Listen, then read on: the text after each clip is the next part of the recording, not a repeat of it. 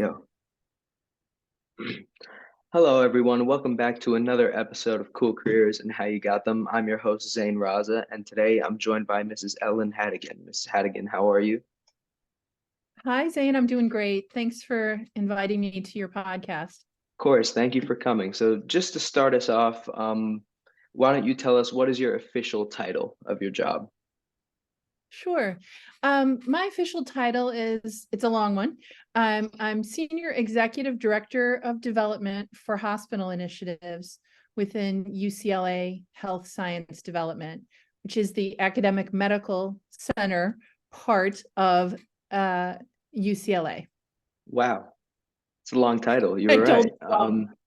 So, what does that involve? What do you do in your job, if you had to summarize it?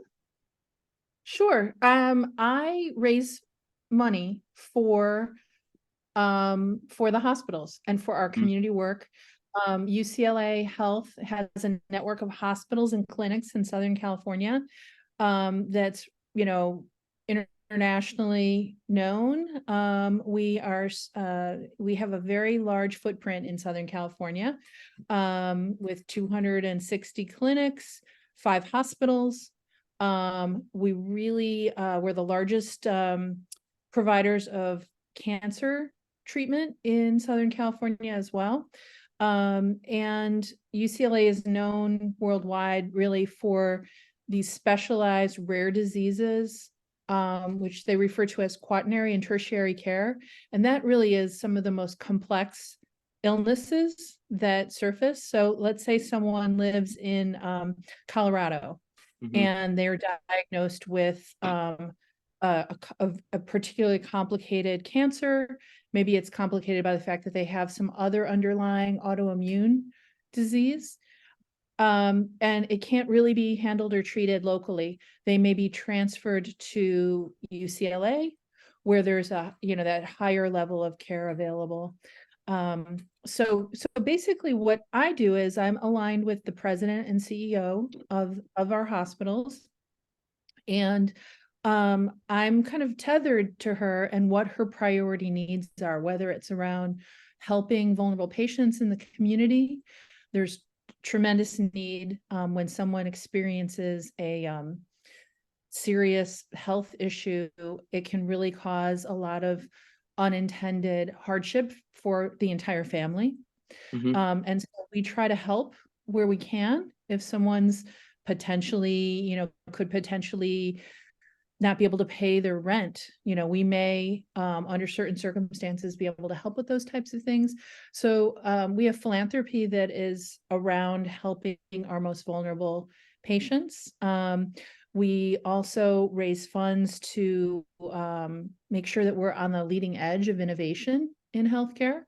And and then we also have many special things that we do within the care environment, whether it's integrative medicine, we have animal assisted therapy, we have music therapy, many things that are not directly healthcare, but if you're facing a serious illness, they may make the experience for you and your family a little bit better if you're Mhm. in the hospital. So all of that is driven by philanthropy. Right. And so Awesome. I work with a network of individuals and companies that, also share in this interest in this mission. That's great. All right. Well, as you know, my podcast is targeted at teenagers who don't know what they want to be when they grow up. So, when you were a teenager, what were you like? When I was a teenager, I was obsessed with music and art, and I Hmm. wanted to be an artist. I was first generation. My parents were immigrants from Ireland, and it was very important to them that I get a business degree. Mm, So they wanted me to really be able to be self-sufficient. There were a lot of artists in our family, and not always the most highest quality of life. right. It's hard to Hmm. make a living. So I went to business school at DePaul University, which is in Chicago, Hmm. and as I was while I was going through college, I was working at a bank. at a large bank in Chicago. And they were starting to talk to me about, careers in investment banking and whatnot as I was getting ready to finish. And I could feel that dread coming over me that was like, but I want to be an artist. And so I called in sick one day to work, and I called the Hmm. two museums in Chicago. One of them had some openings in their cafeteria, and one of them had an opening for selling memberships in the lobby. And I had never waitressed. So I applied for the job that was selling memberships in the lobby. Hmm. And I got that job. And my parents were mortified because I left what was a very promising banking career. I was just on the edge of it. Right. And I went and started selling memberships in the lobby of the museum. Well, what that actually did was it opened my awareness to the fact that any cause, whether it's, in the arts or in education or in social services, anything you can think of, that might be a cause-driven nonprofit framework, also has to function as a business. Hmm. So I was able to bring my business acumen into the realm of museums at the time. And I learned all about development, fundraising from corporations through special events, from individuals, even estate planning, Hmm. the whole gamut. And I was in that field for quite a few years. That's what brought me to move to New York from Chicago, was to work for a museum down in Soho in Lower Manhattan. And that was fabulous because I met all kinds of people there that, it was really, really fun. I was part of the art world, but I wasn't an artist. I was helping to support and further other artists' careers, Right. Hmm. Did that for a while. And then I took a left turn into something that was a little bit different, which was I ran a foundation that was kind of embedded within the world of hip hop. Hmm. And I was working on all sorts of community-based programs, essentially on the other side, giving money away to organizations that were working with youth in the arts. That was really fascinating as well. And then I did that for a long time until then I ultimately moved into medical philanthropy, working for Memorial Sloan Kettering Cancer Center in New York. Hmm. And then after several years came out to LA. But so I've gotten to do a lot of different things, whether it's, raising funds for specific programs, raising funds to, for capital projects, maybe to build a new wing or a new building, and scholarship and all kinds of stuff. I've had the opportunity to meet a huge range of people, from some of the most successful leaders in the business community to professional athletes to rock stars to um, you know people who are like some of the most brilliant scientists in the world. And I would never have had the opportunity to meet any of those people if I was, you know, not in the field that I'm in. How do you So get to meet those it's people? well, it depends on the project. So like, for example, if we're doing a benefit concert or something, we're Hmm. raising money for the cause through a benefit concert. I'll work with the talent who are donating their services to raise money for our cause. I'll work with their managers and their agents to get them aligned and to get them involved and help promote their activities, and give them a forum really to express their desire to help and give back. And we can be the way that they do that. Hmm. Yeah, so that's great. You mentioned some of your other jobs that you had before. Did you have any key takeaways from those jobs that help you do what you do now? Yeah, I would say one of the key takeaways that I feel has been really helpful is I listen. I listen very closely to what people are looking to do. When they're coming and doing something that's philanthropic in nature, it it for many people who may have tremendous success in their careers. They may have, they may have really achieved a lot. They may have large families that, there's a lot of different ways in which maybe they've experienced a very, very full life. And maybe there's still something that's like they haven't yet done yet. And Hmm. they want to give back in some way. They want to find that purpose and that meaning. And so I try to listen and really try to find what is it that could really fulfill that part of a person that is intangible, but really is about feeling like purpose and belonging, and you're making a difference in the world. And then I try to match what they really want to achieve with some need that we have. Hmm. And there's almost always a need. There's a lot of need in this world, as I'm sure you know. And so it's through like really intently listening and follow through too, and being very credible. They don't want to open up to me and then have me not be able to follow through Right. on what I promise, or to Hmm. think that they're going to give money to something, but it maybe isn't going to really have an impact. We need to continually demonstrate, that their investment in the philanthropy that they're entrusting us with is really going to do what they hope it will do. Hmm. And I've got to be honest. Sometimes we can't do what they want to do, you know, because what might be a very large gift for them is not enough to change something, like Right. people who want to really make an impact on a particular disease. Let's say something as tragic as like a childhood cancer, Hmm. they've lost a family member, a child in their family, and they want to really find a cure so no other families go through that. Um, that might take more resources than one person, no matter how generous they are. We Hmm. can't get to that cure. It's going to take time. It could take years.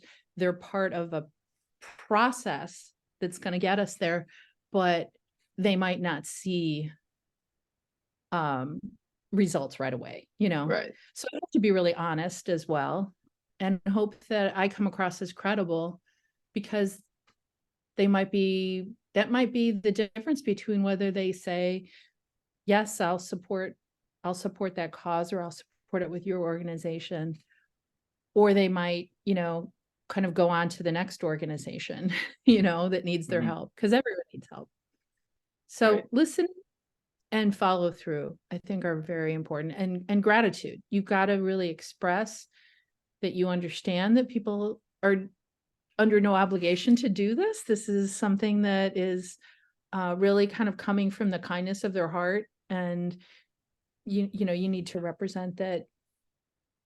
Thank you, Hmm. in a really genuine way.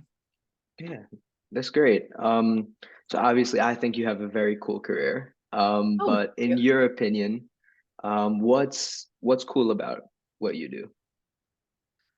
Well, I think it's pretty cool too. I mean, I've met so many colleagues who are in the same field, and it's a little bit unusual. Not everyone knows about it, and doesn't really know what is development, what is fundraising. I can't Hmm. ask people for money, and there's so much more to it than asking people for money. That's almost like the last part of it. Um, and if you do all the groundwork properly, it's almost like you get to the point where that person says, how can I help? You're not asking them to support. They're asking, can I help in some way? Hmm. So what I think is cool about it is you're really getting at like what I think so many of us look for in life, which is that sense of true, like, why am I here? How can I help? How can I be part of the solution? And so I've always been surrounded by a lot of people who are optimists, Hmm. who at their core, they want to solve problems, and they believe that problems can be solved, you know. And that's very empowering, And it's very stimulating too. I mean, it's like I'm a lifelong learner and I'm continually learning about new things that I had no idea about. So Hmm. kind of going back to what my personal interests were, around art and music and all of that, I made a decision a while ago that I can continue that just in my spare time. There's nothing that says that if I don't work in that field anymore, that part of that area of interest dries up or something. I can keep doing that on my own. But Hmm. now I get to also learn about Parkinson's disease. I get to think about how do you provide healthcare for homeless individuals. I get to think about, what happens to, a family who live, 100 miles from campus and they have two little kids and one's in long-term cancer treatment, and one parent has to stay, with one child and one parent has to stay with the child who's ill. How do they make it all work? How can I be brought into their world to try to help them? I would never be exposed to any of this stuff. Not to Hmm. mention, in a situation like we've all experienced COVID, Right. and I was the lead for UCLA's COVID emergency response. And we raised $22 million Wow. in a very short period of time in the early days of the pandemic, and that support helped us in so many ways. It helped us really be on the forefront of understanding what kind of PPE we needed, when we needed it, what was happening with vaccine development, when were we able to roll that out, long COVID, how COVID impacts people who have immune suppressed disease, et cetera, et cetera, et cetera. I would never have known any of that if I was not in this field, and I got to actually be part of a solution, working hand in hand with the leaders of our medical community, to Hmm. try to essentially put fuel in the tank so that they could do their work. Wow. Okay. Very, very cool. Thank Of course. Now, could you identify some key parts of your personality or key factors that allow you to be successful in your field? Yeah. Well, I think that curiosity and that lifelong desire to learn Hmm. is certainly important. And being someone who's, at heart an optimist, I do believe that we can find a better way with most problems that exist. We can try. We can't solve everything, but we can try. So that optimistic quality, I think, helps. And then, just being social too. I Hmm. love people. I love meeting new people. I love hearing their story. I want to know what's going on with them. I want to know about their family. I want to know about their career. I want to know of all the things that they've done in their life, what's been most meaningful to them. So I think that curiosity, and then follow through. You Hmm. have to be a person of your word, and you have to really be able to fulfill. If someone says, "Can you please get back to me next week about X, Y, or Z?" I got to get back to them next week with some answers. And if Hmm. I don't, they're, it just kind of like leaves a bad taste in their mouth, Hmm. so all of those things are the qualities that I've personally found have helped me. And then as I've looked to other people who have mentored me, um, those are the qualities that I've tried to mimic, that sort of curiosity, credibility, um, you know, being fun, enjoying, working with people of all sorts of backgrounds, really enjoying that, Hmm. helps a lot. Okay, so can you take us through a regular day just when you're working? Sure. There's a lot of meetings. Hmm. We're in a hybrid, at this point. So sometimes I'm on campus. I'm meeting with people in person. Maybe I'm taking someone to lunch or taking them for a behind the scenes tour of our medical center, something like that. If I'm not on campus, I'm probably making lots of phone calls. I'm on Zoom. I'm meeting with members of my team because I manage a team of about 15 people. Hmm. And so I'm helping them as they're doing their projects. They're seeking my um, either approval or perspective or guidance in certain areas. So there's a lot of conversation. I'm on the phone talking all day long. Sometimes I'm sitting in the same spot for hours and I have to remember, like, okay, get up, go get some fresh air. You live in Southern California, go outside and smell the fresh jasmine blooming in the backyard, because otherwise I could sit in the chair the whole time. Mm-hmm. Right. Um, No, go ahead. Go ahead. I'll give you an example of something that, is totally outside of my scope. We're doing our first golf invitational in a couple weeks at the Riviera Country Club here in Pacific Palisades in Southern California. It's supposed to be one of the best courses in the United States. I know so little about golf that, some of the people who I'm working with are extremely knowledgeable about golf. They're super excited about this because it's been, part of their, you know, since they were little kids, they were watching the Masters or whatever it is, and now they're getting to do a golf invitational here as part of our job. Mm-hmm. And people are excited about it. And we have the Los Angeles Lakers. They're supporting it. They're one of our sponsors. They're putting together a team of 8 golfers who are Lakers legends over time who are going to be golfing. Wow. We've got Dodgers doing the same thing. We've got the coach for the UCLA men's basketball team. He's going to be golfing, and he just won, I think, one of the, I don't know, he might be the coach of the year. I'm not sure. His name's Mick Cronin. But these Mm-hmm. are all people who are super knowledgeable about golf, and they're excited to be playing on this course. They're excited to be doing this to raise funds for UCLA Health. And I'm excited because even though I don't know anything about golf, I'm learning more about it. Now I know what a scramble is. Now I know what a shotgun start is.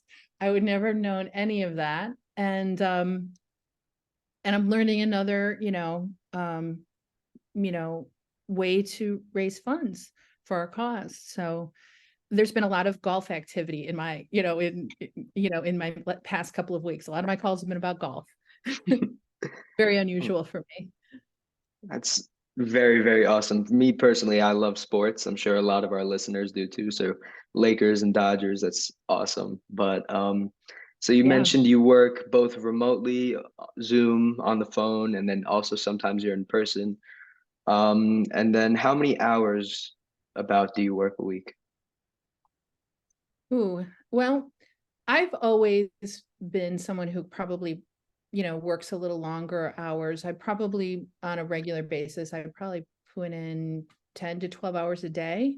Hmm. But it's fluid, I'm not, if I need to run to the doctors or if I need to make, if I have some appointment, I'll just do that. And then I'll come back and I'll work into the evening. I have flexibility in my schedule. And I mean, just before we started our call, I got a call from one of our donors who had a question. Mm-hmm. It took me maybe 15 or 20 minutes to research what he needed. Done. I wasn't thinking it's Saturday, let's wait till Monday. So I look at it as just kind of a continuum in a way. I'm just always on call. But I also know that work-life balance is very important, Mm-hmm. and UCLA believes in that. So they want to encourage people to, step away, and you know, there's going to always be another day. You know, don't don't kill yourself over everything. Mm-hmm. So so I would say I don't feel overworked. I'm fine doing 10 to 12 hours a day. It's fine. Mm-hmm. But I would also understand if one of my colleagues said, "Nah, I'm really good with 8. Thanks." Mm-hmm. That would be fine too. All right. I think, I mean, your career, sorry, just keeps getting even cooler that you have that kind of flexibility. You can move things around. That's awesome. And then that 10 to 12 hours, is that just you kind of pushing yourself, or with someone else in your job also, is your work that demanding, or is that more you wanting to work more? It's probably a combo of the two. I think, I have a lot of empathy for what our frontline care providers are doing, what they've been through. And if I feel like I'm, sort of put upon, like stressed out or something, I think, what would it be like to be an ICU doctor? And no Hmm. matter what you do, like, you can't make your patient better, because Right. of whatever is going on medically. It's just it's you just can't have that positive impact that you like to have, and how hard that is on someone who's Hmm. made a vow, to like do everything they can to to help someone get better. So I think of things like that, and I think, I'm fine, just pushing myself a little harder. Hmm. I know that it's a privilege to get to do this kind of work. I take it really seriously. And I also have fun with it too. But, there's no one who's watching me, looking at their watch saying, Hmm. okay, we need this by 5 o'clock. I've got to be self-motivated, Hmm. you know? Yeah. So we talked a lot about what you do when you're working, but when you have some time off, you have some free time, how do you try and spend that? In my free time, I do like to, I'm fairly new to Los Angeles. We've lived here about 6 years now, my husband and I, Hmm. and we like to, just explore. We like to just jump in the car, drive up to Malibu, you know, um, go for a walk on the beach, whatever it might be. Go to a museum, whatever it might be. We love when friends visit. You're welcome to Hmm. visit anytime. And we just try to enjoy life. Hmm. um and we watch a little bit too much Netflix probably, downtime, but and we've got a great garden. Love Mm. gardening. And Awesome. we've had a really rainy period here, which has been Hmm. highly unusual for all the rain we've had. But as a result, everything is just bursting, like flowers, everything is green everywhere in Southern California. And it's hard to not enjoy that, like when you go out and, just a beautiful day, and, you can just be grateful for everything you've got and just explore. That's Yeah, pretty I don't good. blame you. If I was in a place as beautiful as Southern California, I'd try and be outside as much as possible. Um, Yeah, yeah, yeah. it's good. Yeah. So we You touched should on love. this a little bit already, but your work, a lot of interacting with other people, right? It's not the job for the introverts. It's right. You're It's managing your not really. team. Hmm. Yes, although I've got to say that we've had people who are introverted who are part of the process, but they're probably not doing what I'm doing, which is, Hmm. quote, frontline fundraising. By front line, it means that I am that person who's like out in front of talking to people. But there's a lot of research involved. Hmm. If you're going in and you're going to meet someone and you don't know anything about them, you could really embarrass yourself. Right. If like, you don't understand that they have a long history with the organization, you don't understand what they've achieved in their careers, you don't Hmm. understand that, like, me their family has had a huge impact in a certain area. If you don't know any of that and you walk in and you're just like, ah, let me tell you about myself, and like, you know, you don't know anything about them, it could Hmm. be really a huge embarrassment for the organization.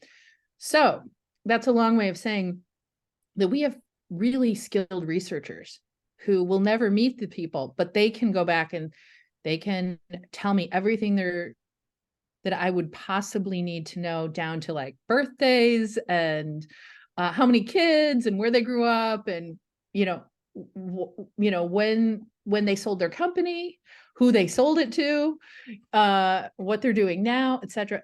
All of that helps me tremendously as I do my background work, almost like, picture a talk show host or something like that. Hmm. before they interview someone, they got to know who they're going to be Yeah. interviewing. So so that kind of work is perfect for someone who's introverted, because they don't Hmm. want to be out front. They are happy behind the scenes, helping doing all the prep work. Hmm. And so yeah, if you're going to be out in front, you have to be an extrovert, but Right. there's plenty of And room for introverts within the cause world too. hmm yeah, awesome. So now we've talked a lot about your job, but now what comes next? What's the next step in your job and in your field? Well, I think that there's always, the needs never end, Hmm. and some of these conversations that you have with donors, they can take years before they come to, you know, a conclusion. So, in fact, there's some donors who I talk to, they're talking about their estate, they're talking about after they pass, something that they couldn't do in their lifetime because they can't, kind of afford to do that, but they know that um they can leave behind, Hmm. so some of these are very long-term conversations, and some of these are very large conversations too. We have several capital building projects that are going to require commitments of $50 million or more from one single donor. Right. That that takes a long time to like nurse that along, and Hmm. get to the point where that happens. So so for me personally, I could spend the rest of my career just pursuing some of the major projects that we have going right now for UCLA. Um, and many of my colleagues have been at the university much longer than I have. And it's like the longer you're there, the more you really start to understand the culture of the organization, the needs, the history, the people, all of that. So I'd like to probably stay for a while, you know, and that's, that this is the kind of place, I think, and the kind of role that I have, that you build up to over your career. Um, and there's still more that I could do for certain, Hmm. and I hope I will. But I also feel like I'm in a position now where I can really have sort of maximum impact, you know. Right. Well, Mhm. thank you so much for taking the time to come on the show. Just to wrap up, you've got the ear of many highly ambitious students, some who may know what they want to do, some who might not. Do you have any final advice for them? I do, saying if you and your peers are any indication of kind of like the future for making the world better, you have the power to really make the difference. And I would really encourage anyone who's listening to really think about the impact that they can have, how they can help solve issues, whether it's education related, if it's about social justice matters, if it's about the environment, whatever it might be. um, you can have a career in any field. You can be a lawyer, you can be a doctor, you can be a venture capitalist, Hmm. whatever, professional athlete. But if there's some element of what you're doing that reflects an interest and a commitment to philanthropy, think about that early on. A lot of people don't think they can think about that when they're younger because it's kind of something that old people do after they're rich or whatever it might be. But even if it's just a small amount, if there's something that you're passionate about, and you can educate yourself on what that is, and Hmm. then even just make a small contribution, even if it's just, whatever, instead of going out for pizza once a Hmm. month, you think about a cause that matters to you. Do that, because there's just tremendous need and there's tremendous fulfillment. I think that that's something that I've noted almost universally, is Hmm. that people feel better about their lives when they help other people. Hmm. And it's a good thing. It's a really good thing. It makes you really feel like you're connected to a community and that you have purpose in that community. Hmm. So that's what I would encourage anyone who might be listening, find something you care about and, you know, support it.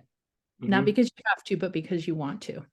All right. And that support doesn't even have to be monetary, right? It's Yes. you can volunteer your time and your effort as Absolutely. well.